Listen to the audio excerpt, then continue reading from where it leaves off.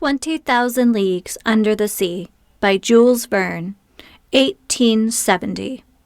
Part 1, Chapter 7, A Whale of Unknown Species. Although I was startled by this unexpected descent, I, at least, have a very clear recollection of my sensations during it. At first I was dragged about 20 feet under. I'm a good swimmer, without claiming to equal such authors as Byron and Edgar Allan Poe, who are master divers, and I didn't lose my head on the way down. With 2 vigorous kicks of the heel, I came back to the surface of the sea. My first concern was to look for the frigate. Had the crew seen me go overboard? Was the Abraham Lincoln tacking about? Would Commander Farragut put a longboat to sea? Could I hope to be rescued? The gloom was profound. I glimpsed a black mass disappearing eastward, where its running lights were fading out in the distance. It was the frigate. I felt I was done for. "Help!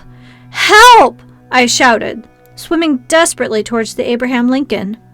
My clothes were weighing me down. The water glued them to my body. They were paralyzing my movements. I was sinking. I was suffocating.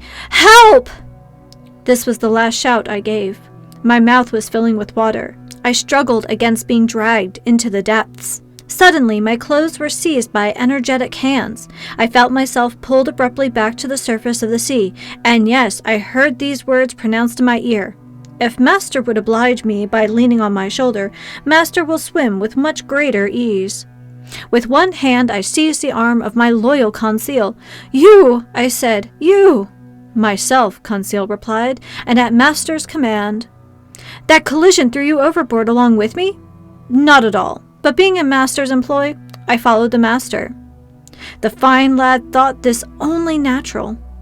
"What about the frigate?" I asked. "The frigate?" Conseil replied, rolling on his back. "I think Master had best not depend on it to any great extent." "What are you saying?" "I'm saying that just as I jumped overboard, I heard the men at the helm shout, 'Our propeller and rudder are smashed!'" "Smashed?" "Yes, smashed by the monster's tusk. I believe it's the sole injury the Abraham Lincoln has sustained. But most inconveniently for us, the ship can no longer steer." "Then we're done for." "Perhaps," Conseil replied serenely. "However, we still have a few hours before us, and in a few hours one can do a great many things."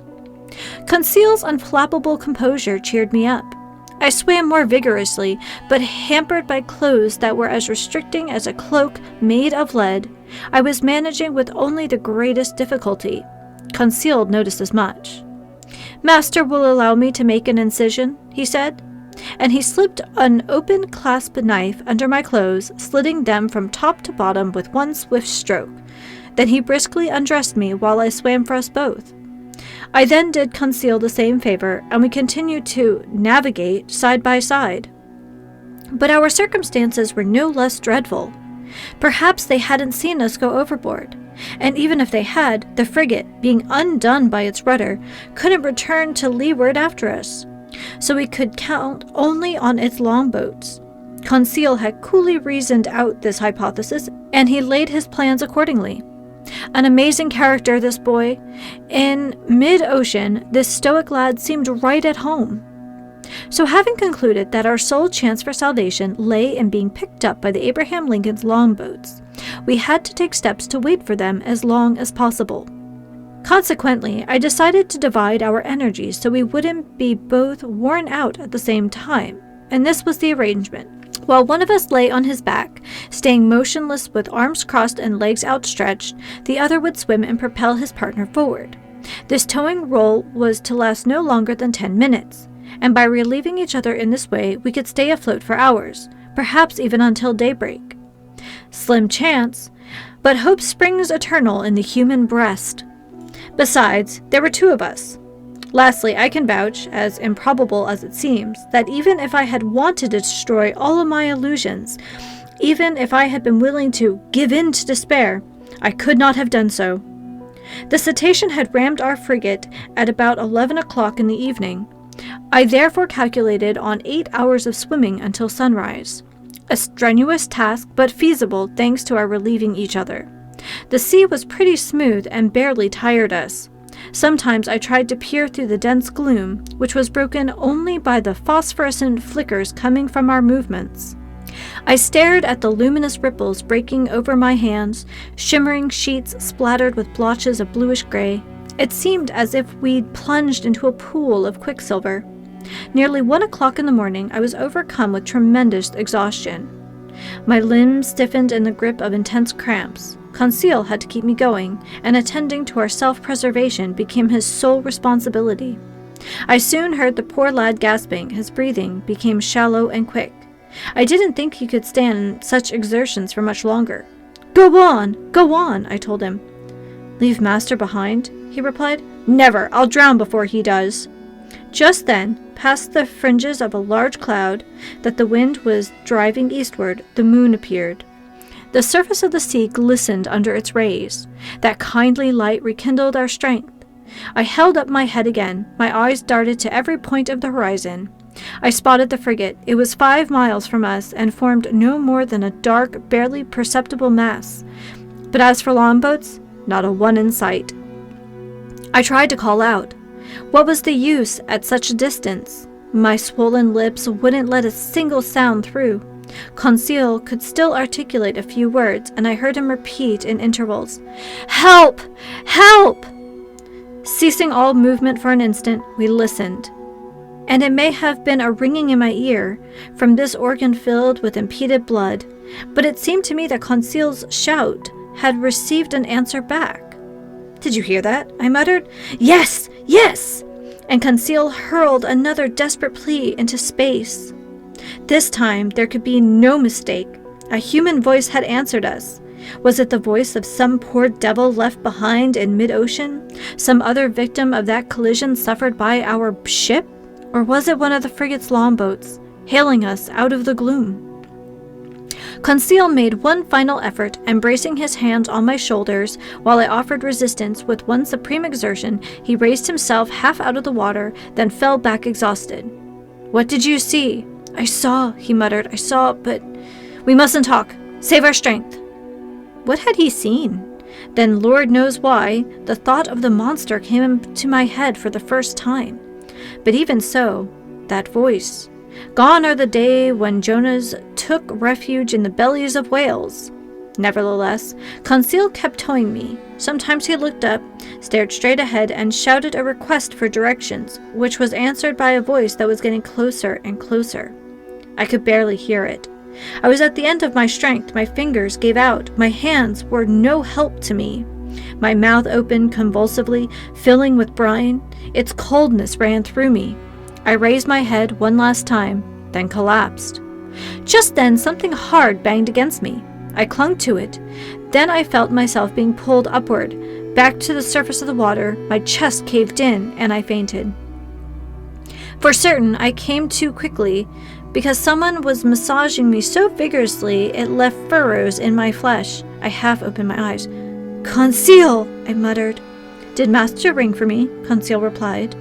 Just then, in the last light of a moon settling on the horizon, I spotted a face that wasn't Conseil's, but which I recognized at once. "Ned!" I exclaimed. "In person, sir, and still after his prize," the Canadian replied. "You were thrown overboard after the frigate's collision?" "Yes, Professor, but I was luckier than you, and right away I was able to set foot on this floating islet." "Islet?" "Or in other words, on our gigantic narwhal." "Explain yourself, Ned." "It's just that I soon realized why my harpoon got blunted and couldn't puncture its hide." "Why, Ned? Why?" "Because, Professor, this beast is made of boilerplate steel." At this point in my story, I need to get a grip on myself, reconstruct exactly what I experienced, and make doubly sure of everything I write. The Canadian's last words caused a sudden upheaval in my brain. I swiftly hoisted myself to the summit of this half-submerged creature or object that was serving as our refuge. I tested it with my foot. Obviously, it was some hard, impenetrable substance, not the soft matter that makes up the bodies of our big marine mammals. But this hard substance could have been a bony carapace, like those that covered some prehistoric animals, and I might have left it at that and classified this monster among such amphibious reptiles as turtles or alligators. Well, no. The blackish back supporting me was smooth and polished with no overlapping scales. On impact, it gave off a metallic sonority, and as incredible as this sounds, it seemed, I swear, to be made of riveted plates. No doubts were possible. This animal, this monster, this natural phenomenon that had puzzled the whole scientific world, that had muddled and misled the minds of seamen in both hemispheres, was, there could be no escaping it, an even more astonishing phenomenon, a phenomenon made by the hand of man. Even if I had discovered that some fabulous mythological creature really existed, it wouldn't have given me such a terrific mental jolt. It's easy enough to accept that prodigious things can come from our Creator, but to find, all at once, right before your eyes, that the impossible had been mysteriously achieved by man himself, this staggers the mind. But there was no question now. We were stretched out on the back of some kind of underwater boat that, as far as I could judge, boasted the shape of an immense steel fish. Ned Land had clear views on the issue. Conseil and I could only line up behind him. But then, I said, does this contraption contain some sort of locomotive mechanism and a crew to run it? Apparently, the harpooner replied, and yet for the 3 hours I've lived on this floating island, it hadn't shown a sign of life. This boat hasn't moved at all? No, Professor Aronnax. It just rides with the waves, but otherwise it hasn't stirred. But we know that it's certainly gifted with great speed. Now then, since the engine is needed to generate that speed, and a mechanic to run that engine, I conclude we're saved. Ned Land put it, his tone detonating reservations. Just then, as if to take my side in the argument, a bubbling began astern of the strange submersible, whose drive mechanism was obviously a propeller, and the boat started to move. We barely had time to hang on to its topside, which emerged about 80 centimeters above the water. Fortunately, its speed was not excessive. So long as it navigates horizontally, Ned Land muttered, I have no complaints. But if it gets the urge to dive, I wouldn't give $2 for my hide. The Canadian might have quoted a much lower price, so it was imperative to make contact with whatever beings were confined inside the plating of this machine. I searched its surface for an opening or hatch, a manhole to use the official term, but the lines of rivets had been firmly driven into the sheet iron joins and were straight and uniform. Moreover, the moon then disappeared and left us in profound darkness. We had to wait for daylight to find some way of getting inside this underwater boat. So our salvation lay totally in the hands of the mysterious helmsman steering this submersible, and if it made a dive, we were done for. But aside from this occurring, I didn't doubt the possibility of our making contact with them. In fact, if they didn't produce their own air, they inevitably had to make periodic visits to the surface of the ocean to replenish their oxygen supply. Hence the need for some opening that put the boat's interior in contact with the atmosphere. As for any hope of being rescued by Commander Farragut, that had to be renounced completely. We were being swept westward, and I estimate that our comparatively moderate speed reached 12 miles per hour. The propeller churned the waves with mathematical regularity, sometimes emerging above the surface and throwing phosphorescent spray to great heights. Near 4 o'clock in the morning, the submersible picked up speed. We could barely cope with this dizzying rush, and the waves battered us at close range. Fortunately, Ned's hands came across a big mooring ring fastened to the top side of the sheet iron back, and we all held on for dear life. Finally, this long night was over. My imperfect memories won't let me recall every impression of it. A single detail comes back to me. Several times, during various lulls of wind and sea, I thought I heard indistinct sounds, a sort of elusive harmony produced by distant musical chords. What was the secret behind this underwater navigating, whose explanation the whole world had sought in vain? What beings lived inside this strange boat? What mechanical force allowed it to move with such prodigious speed? Daylight appeared. The morning mist surrounded us, but they soon broke up. I was about to proceed with a careful examination of the hull, whose topside formed a sort of horizontal platform, when I felt it sinking little by little. "Oh, damnation!" Ned Land shouted, stamping his foot on the resonant sheet iron. "Open up there, you antisocial navigators!" But it was difficult to make yourself heard above the deafening beats of the propeller.